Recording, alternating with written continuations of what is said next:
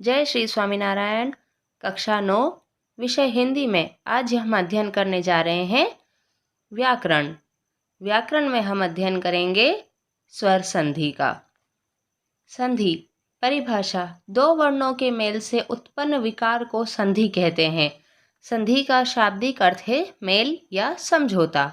जब दो वर्णों का मिलन अत्यंत निकटता के कारण होता है तब उनमें कोई ना कोई परिवर्तन होता है और वही परिवर्तन संधि के नाम से जाना जाता है।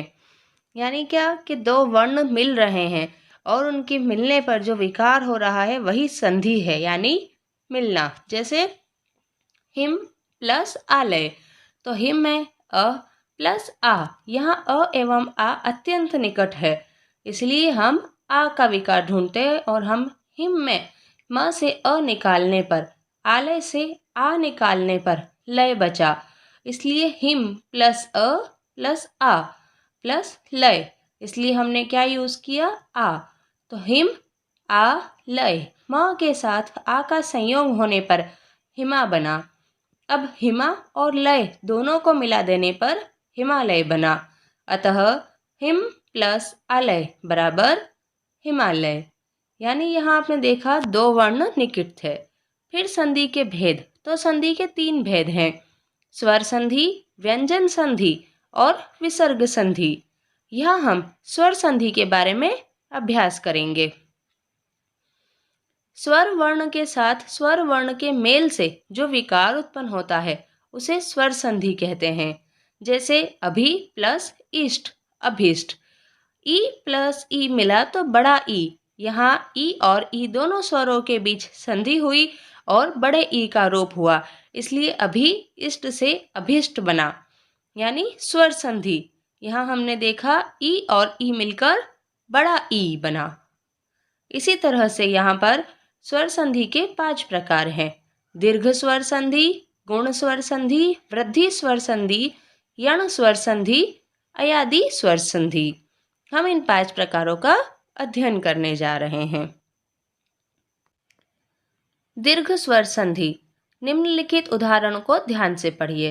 अ प्लस अ तो बनता है आ, अन्न और अभाव तो बनता है अन्नाभाव, अन्न प्लस अन्य तो बनता है अन्याय, यानी 2 अ मिले तो हमने आ को देखा। फिर अ और आ मिलता है तो भी आ बनता है, जैसे परम आत्मा तो परमात्मा, असुर प्लस आलय असुरालय। आ प्लस अ जुड़ता है तो भी आ बनता है, जैसे आशा और अतीत तो बनता है आशातीत। जीवा प्लस अग्र जिह्वाग्र। अ प्लस आ प्लस आ यानी दोनों बड़ी ही आ मिलते हैं तो कृपा प्लस आचार्य तो बनता है कृपाचार्य। दया प्लस आनंद तो बनता है दयानंद, यानी अ जुड़ेगा तो भी आ बनेगा, अ और आ जुड़ेगा तो भी आ बनेगा, फिर आ और अ जुड़ता है तो भी आ बनता है, और दोनों बार आ हो तो भी दीर्घ स्वर संधि से आ ही बनता है। इसके हमने उदाहरण यहाँ पर देखे, जैसे अन्नाभाव, अन्याय, परमात्मा, असुरालय, आशातीत, जीवाग्र, कृपाचार्य, दयानंद, यानी यहाँ पर सभी में आ का उच्चारण हुआ है। आगे हम देखते हैं छोटा ई और ई जुड़ता है तो बड़ा ई बनता है, जैसे कवि इंद्र कविंद्र, अति ईव अतीव। ऐसे ही छोटा ई और बड़ा ई जुड़ता है तो भी बड़ा ई बनता है, यानी कपि प्लस ईश कपीश, कवि प्लस ईश कविश।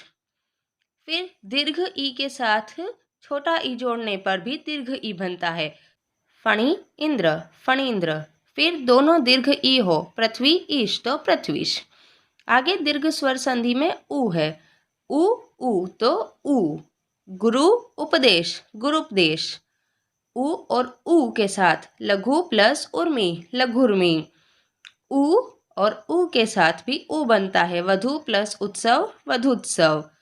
उ और उ जुड़ने पर उ बनता है, जैसे भू प्लस ऊर्ध्व तो भूधुर्व, यानी यहाँ पर भी दीर्घ उ बनता है।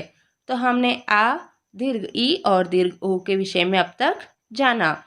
आगे हम देखते हैं और भी मात्राएं। अब आपके सामने प्रस्तुत है यहाँ पर दूसरा प्रकार, गुण स्वर संधि। निम्नलिखित उदाहरणों को ध्यान से पढ़िए। अ अथवा आ हो और ई अथवा ई हो तो देव ए बनता है, जैसे देव प्लस इंद्र, देवेंद्र। उदाहरण में व से ए का संयोग होने पर देवेंद्र और दोनों खंडों को मिलाने पर देवेंद्र बना। अन्य उदाहरण है सुर प्लस इंद्र, सुरेंद्र। ईश्वर प्लस इच्छा, ईश्वरेच्छा। जीत प्लस इंद्रिय, जितेंद्रिय।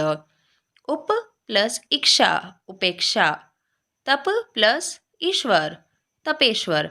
यानी यहाँ पर अ के साथ छोटा ई जुड़ा तो भी ए बना, और यहाँ पर अ के साथ बड़ा ई जुड़ता है तो भी ए बनता है। यानी यहाँ पर हमने गुण स्वर संधि में ए का संयोग देखा कि सुरेंद्र, ईश्वरेच्छा, जितेंद्र, उपेक्षा और तपेश्वर। इस तरह से हमारे शब्दों पर ए की मात्रा लगी है और हमारा एक नया सार्थक शब्द बना है। आगे इसके और उदाहरण हमारे सामने हैं, जैसे लोक ईश तो लोकेश, उमा ईश, उर्मिलेश। लंका ईश्वर, लंकेश्वर। महा इंद्र, महेंद्र। यथा इष्ट, यथेष्ट। यानी अ और ई जुड़कर भी ए बना, आ और ई जुड़कर भी ए बना। फिर है हमारे सामने अ अथवा आ, उ अथवा उ जुड़ता है तो ओ बनता है, जैसे वीर प्लस उचित, वीरोचित। उदाहरण में र से ओ का संयोग होने पर वीर ओचित, सभी खंडों को मिलाने पर वीरोचित बना, जैसे आत्म उत्सर्ग, आत्मोत्सर्ग। लोक उक्ति, लोकोक्ति। अक्ष उहिणी, अक्षोहिणी। गंगा उदक, गंगोदक। विद्या प्लस उपार्जन, विद्योपार्जन।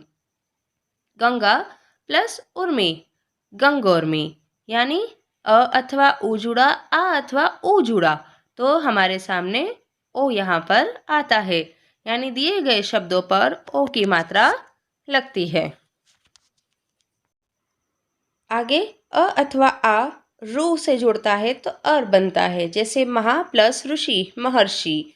मह के ह से अ का संयोग होने से महसी, र का रेफ हो जाने पर शी बनता है। मह और शी को मिलाने पर महर्षि बना। धयात्व, जब दो सस्वर व्यंजनों के बीच र रहे तो वह अगले व्यंजन पर रेफ बन जाता है। उपयुक्त उदाहरण में ह पर शी, ह और शी के बीच र है जो ऋषि पर रेफ बन चुका है। इसके और भी उदाहरण हैं, जैसे देव प्लस ऋषि तो देवर्षि, ब्रह्म प्लस ऋषि तो ब्रह्मर्षि, राजा प्लस ऋषि तो राजर्षि। यानी यहाँ पर हमने देखा कि ह से अ का संयोग हुआ, इसलिए शी पर र का रेफ हुआ। इसलिए हमारे सामने महर्षि, देवर्षि, ब्रह्मर्षि, राजर्षि जैसे शब्द आए हैं। अ अथवा आ, ए अथवा ए से ए बनता है, जैसे एक प्लस एक, एक एक। एक के क से ए का संयोग होने पर एक कई क बन जाता है, जैसे एक एक। अन्य उदाहरण है सदा प्लस एव, सदैव। तथा प्लस एव, तथैव। टिक प्लस एथ, टिकेत।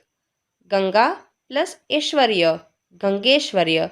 यानी आ के साथ ए जुड़ा अथवा अ के साथ ए जुड़ा तो हमारे सामने ए आया है, और दिए गए शब्दों पर ए की मात्रा लगती है, इसलिए एक एक, सदैव, तथैव, टिकेत, गंगेश्वर जैसे नए शब्द यहाँ पर हमारे सामने प्रस्तुत होते हैं। यह वृद्धि स्वर संधि के प्रकार से है। अ आ प्लस ओ औ मिलता है तो औ बनता है, जैसे जल ओघ, जलोघ। जल के ल से ओ का संयोग होने पर जलोघ बना, जैसे परम प्लस औषधि, परमौषधि। बिंब प्लस ओष्ठ, बिंबोष्ठ। ग्रह औत्सुक्य, ग्रहोत्सुक्य। गंगा प्लस ओघ, गंगोघ।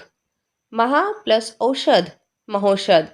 तो यहाँ पर हमने वृद्धि स्वर संधि को भी जाना कि कैसे अ के साथ ओ, आ के साथ औ जुड़ा तो औ बना, और हमारे शब्दों पर जलोघ, परमौषधि, बिंबोष्ठ, ग्रहोत्सुक्य, गंगोग और महोषध जैसे नए शब्द हमारे सामने आए हैं। इसके बाद वृद्धि स्वर संधि में यण स्वर संधि हम देखेंगे। यदि ई के साथ ई अथवा उ और रू के बाद भिन्न स्वर आए तो ई अथवा ई का य, उ अथवा उ का व और रू का र हो जाता है। यानी यहाँ पर हम देखें तो ई अथवा दीर्घ ई प्लस भिन्न स्वर हो तो बनेगा य। यह बनता है भिन्न स्वरों के मेल से। यह हम यण स्वर संधि में जान रहे हैं कि लघु तथा दीर्घ ई, उ तथा उ और रू के भिन्न स्वर आए तो ई की जगह य, उ का व और रू का र हो जाता है। इसके साथ ही हम इसके विषय में और जानते हैं। आगे बढ़ते हैं। जैसे प्रति प्लस एक प्रत्येक, तो ई और ए से भिन्न स्वर है। ई से य और ए से ये भिन्न स्वर मिलते हैं जिससे अगला रूप बनता है। फिर ई और ई के भिन्न स्वर आदि अंत, आद्यंत, प्रति अक्ष, प्रत्यक्ष, वि अर्थ, व्यर्थ, अति आचार, अत्याचार, वि आकुल, व्याकुल, अति उत्तम, अति उत्तम, वि प्लस उत्पत्ति, व्युत्पत्ति, दधि ओदन, दध्योदन, देवी आगम, दिव्यागम, नि ऊन, न्यून। यानी ई और ई मिला तो भी भिन्न स्वर मिलने पर हमारे सामने य, या, यू, यो, दा और यू जैसे शब्द आए। अ और उ और भिन्न स्वर के साथ मिलते हैं तब अनुएषण, अन्वेषण, अनुईषण, अन्वीक्षण, अनुअय, अन्वय, पशु आदि, पश्वादि, लघु आहार, लघ्वाहार, उह अपोह, उहापोह। यानी वे, वी, वा और आ जैसे यहाँ पर स्वर यण स्वर संधि में हमारे सामने प्रस्तुत होते हैं, जिसमें लघु और उ के साथ भिन्न स्वर मिलने पर नए वर्ण हमारे सामने आते हैं। उ और उ प्लस भिन्न स्वर के उदाहरण के साथ वधु ऐश्वर्य, वध्वेश्वर्य, वध आगमन, वधवागमन। रो का भिन्न स्वर के साथ उदाहरण पितृ आदेश, पित्रादेश, मातृ आनंद, मात्रानंद।